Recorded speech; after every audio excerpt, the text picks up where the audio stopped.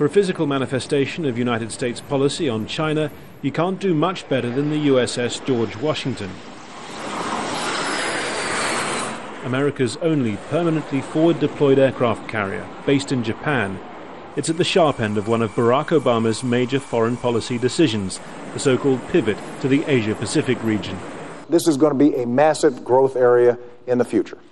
And we believe China can be a partner, but we're also sending a very clear signal that America is a Pacific power, that we are going to have a presence there. As US military commitments in Iraq and Afghanistan decrease, so they're being increased in a part of the world where a rising China is playing an ever more dominant role.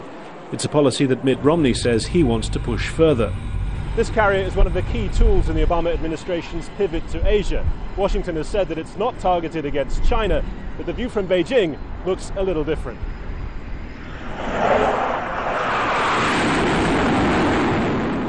I think there's no question that the Chinese view the pivot as anti-Chinese, and I think frankly with some justification.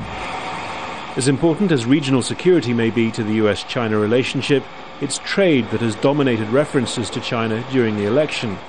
Many US voters feel China uses unfair tactics to keep its products artificially cheap, and they blame that for much of the near $300 million trade deficit between the countries.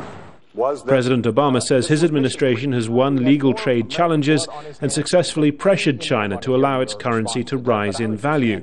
His challenger says he would go further. That's why on day one I will label them a currency manipulator, which allows us to apply tariffs where they're taking jobs. They're stealing our intellectual property, our patents, our designs, our technology, hacking into our computers, counterfeiting our goods.